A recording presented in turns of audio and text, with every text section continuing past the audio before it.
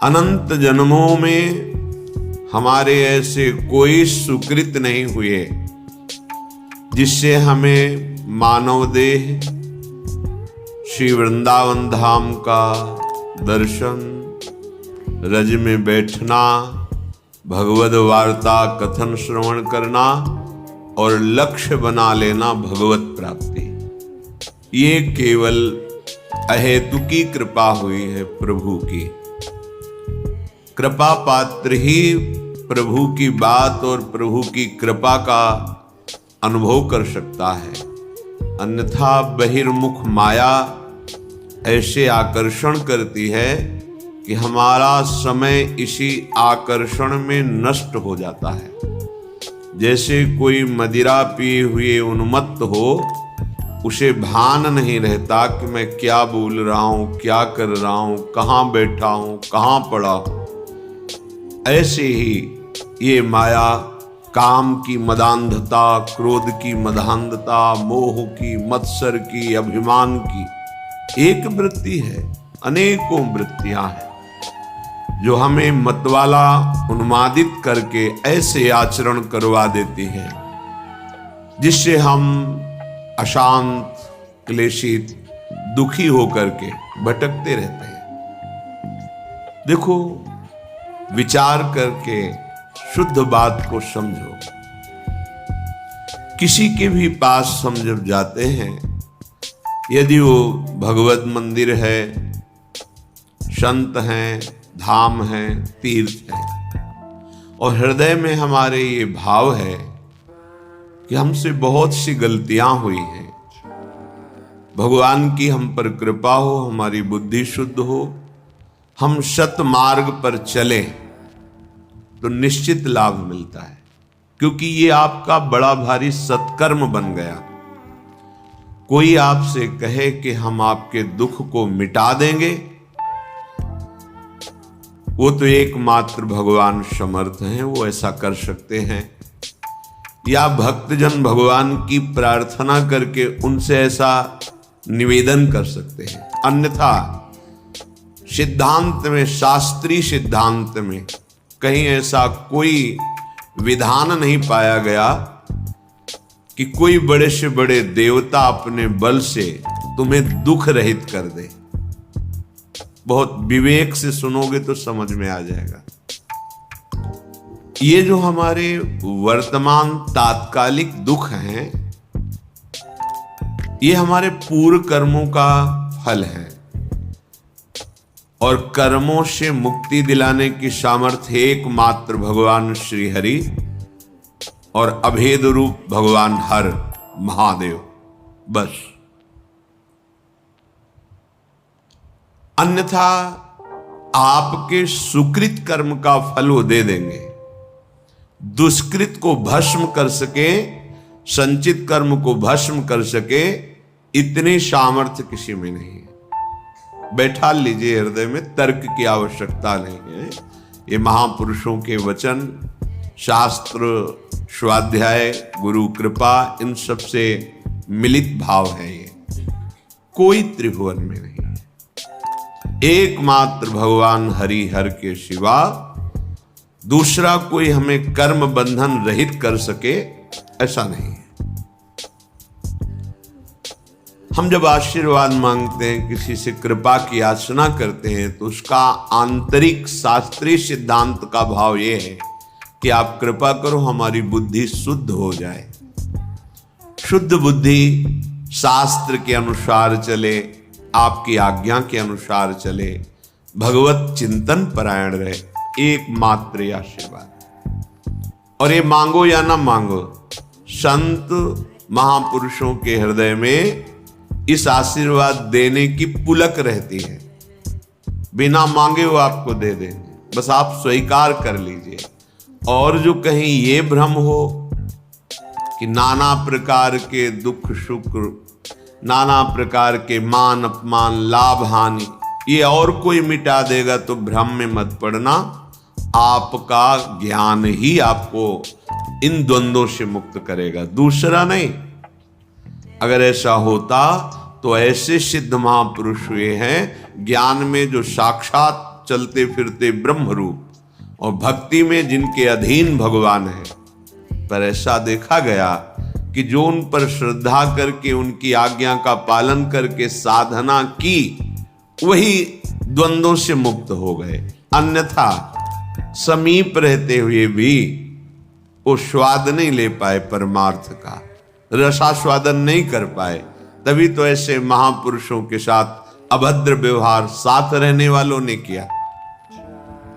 उन महापुरुष के आंतरिक रस को, बल को वही पा सकता है जो उनकी आज्ञा के अनुसार उपासना करे। ये सिद्धांत है।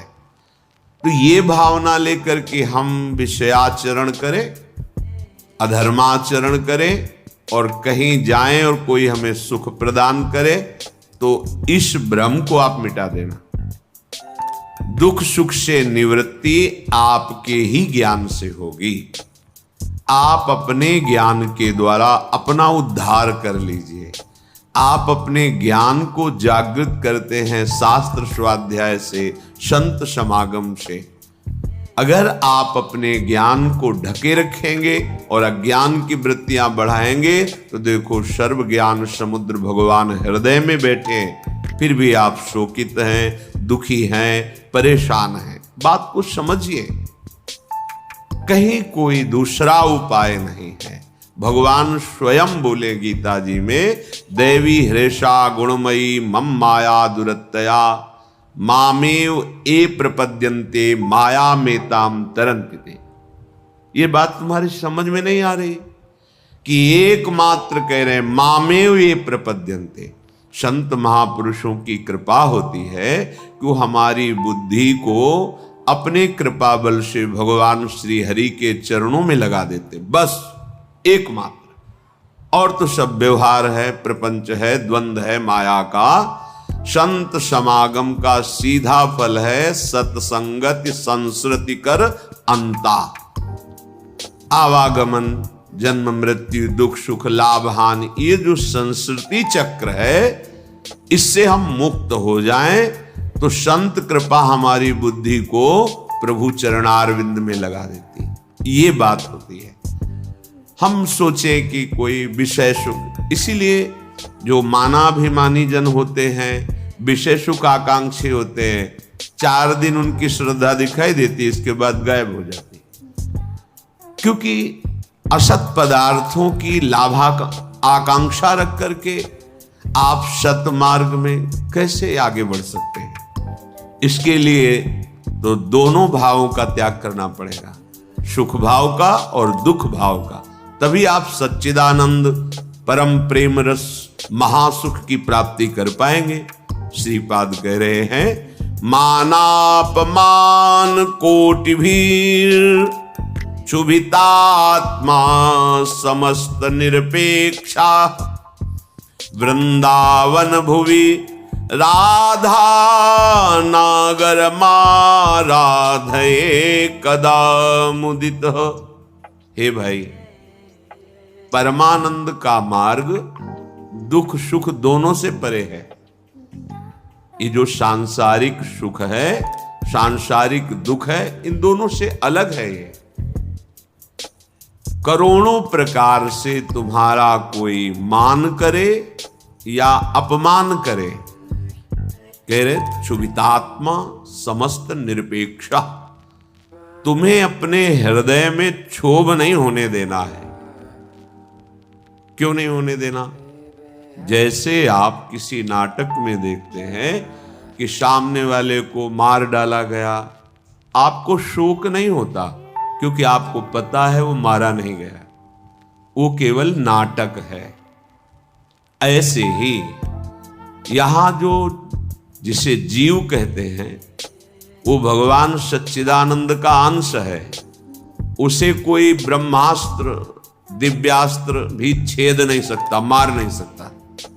ये मरने का नाटक है, शरीर छोड़ना, जिसे लौकिक भाषा में कहते हो मर गया। कुछ नहीं मरा। पंचभूत पंचभूतों में और भगवान का कर्मानुसार आगे दूसरी शरीर में, जैसे ट्रांसफर होता है सरकारी आदमी का, एक ऑफिस से दूसरी ऑफिस जाता रहता है, वहां उसको सुविधा मिलती है, गाड़ी बंगला आदि आदि, बस बदलता रहता है। अगर कृपा करें और ये बदलाव और आगे बढ़ाना बंद करके अपने चरणों के पास रख लें तो हम परम सुखी हो जाएं।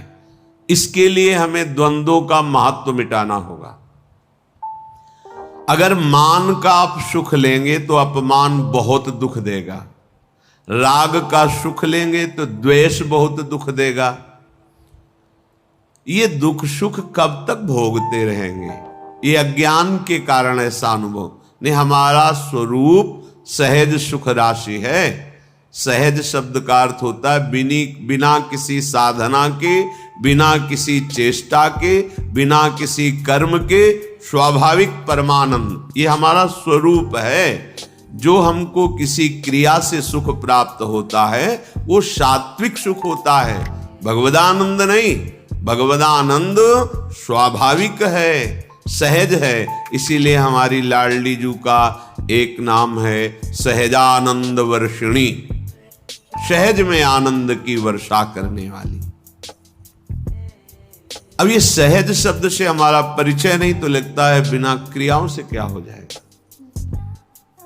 जैसे कोई कहता है कि क्रियाओं से क्या हो जाएगा, हमने विचार करके देखा है सत क्रियाओं से बुद्धि पवित्र होती है, असत क्रियाओं से बुद्धि गंदी होती है। गंदी बुद्धि का गंदा निश्चय होता है, पवित्र बुद्धि का दिव्य निश्चय होता है। बस इतना हुआ क्रियाओं से। और बुद्धि का जब परमात्म स्वरूप में निश्चय होता है तो बुद्धि बुद्धि नहीं रह जाती, वो कृष्णाकार हो जाती, भगवदाकार हो जाती है। यहीं से परमानंद की अनुभूति प्रारंभ होती है। जो क्रियाओं से बुद्धि को पवित्रता मिलती है वो साधु समागम से एक क्षण में मिल जाती है। विश्वसनीय श्रद्धावान एक क्षण में अपनी बुद्धि को उतना पावन कर लेता है जो बहुत वर्षों तक तीर्थ और सत्क्रियाएं की जाएं तब बुद्धि पवित्र होती। वो साधु समागम से एक क्षण। इसीलिए व्रतानि यज्ञ छंदांसि तीर्था नियमा यमा यथा वरुंधेत सत्संगा सर्वसंगोपहो हिमाम। सत्संग के बराबर किसी को नहीं रखा गया। व्रत नियम तीर्थयाटन वेदों का स्वाध्याय दान पुण्य ये सब एक तरफ और साधु समागम एक तरफ। एक क्षण में बुद्धि को इतना पावन कर दे कि वो प्रभु प्यारे लगने लगे, अपने दोष अपने को चुभने लगे, असहनीय हो जाए। ये साधु समागम का ये आशीर्वाद है, ये कृपा है, ये फल है। मांगने की जरूरत नहीं है। आप श्रद्धा विश्वास पूर्वक साधु समागम करें तो ये आपके अंदर आने लगेगा। देखो परम साधु श्रीपाद प्रबोधानंद जी कहे, मानापमान कोट भीर, करोड़ों प्रकार से तुम्हारा कोई मान कर। ये बिल्कुल ऐसा ही नाटक है जैसे सिनेमा में आप देखते हैं, बिल्कुल ये माया का सिनेमा है। ना मान की यहां सत्ता है ना कोई अपमान की सत्ता है। पीछे जन्म में हमारे कितने दुश्मन थे, कितने मित्र थे, कितना परिवार था, कितना बैंक बैलेंस था, कितना हम ग्रेजुएट थे, सब खत्म। अगर भगवत प्राप्ति नहीं तो इस जन्म का भी सब खत्म प्रयास। तो ऐसा खेल खेल रहे हैं कि वो सब खत्म हो जाता है, फिर नया। तो ऐसा खेल खेलो जो खत्म न हो। वो क्या है? भगवद स्मरण, भगवद आश्रय, प्रभु की आराधना। मानापमान कोट भी रक्षु। ये जो हमारे अंदर क्षोभ पैदा होता है किसी भी विषय से, ये अज्ञान से होता है, ये किसी के आशीर्वाद से नहीं मिटेगा। बड़ा आश्चर्य लगता है कि समझते नहीं।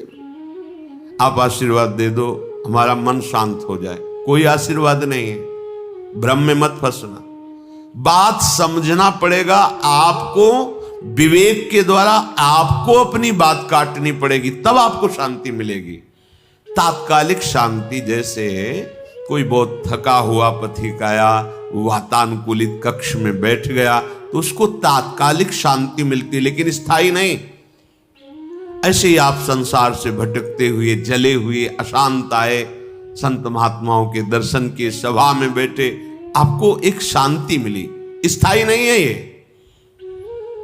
स्थायी तब होगी जब उनकी बात मानकर आप अपनी बुद्धि को उस मार्ग में चलाएंगे। ये प्रभाव तात्कालिक है। आपको ये जो आनंद की अनुभूति, एक शांति, एक विशेषता, ये प्रभाव है यहां। लेकिन ये प्रभाव स्थायी बना रहे असंभव, क्योंकि त्रिगुणों का चक्र चलता रहता है। सतोगुण, रजोगुण, तमोगुण, ये हृदय में चलता रहता है। जब तक आप उपासना के द्वारा त्रिगुणातीत नहीं हो जाते, तब तक ये प्रभाव स्थायी मत मानना। आंसू आ सकते हैं, रोमांच हो सकता है, तो प्रेम लक्षणा भक्ति थोड़ी हो सकती है। वो तात्कालिक सतोगुण का प्रभाव है आपके यहाँ। ऐसे वायुमंडल में बैठे हैं कि आपको भागवती का आनंद की अनुभूति होगी। इसे स्थायी बनाना है तो जो उपदेश है उनको जीवन में धारण करना है। वो आचरण, भगवत स्मरण, भगवत सेवा, भगवत चरणारविंद का आश्रय, ये आपको त्रिगुणातीत करेगा। जब आप त्रिगुणातीत होंगे, किसी गुण का प्रभाव नहीं पड़ेगा, तब एक रस स्थिति आएगी। फिर ये प्रभाव आप विषयी पुरुषों के बीच में बैठ करके भी स्वाद लेंगे इसी आनंद का।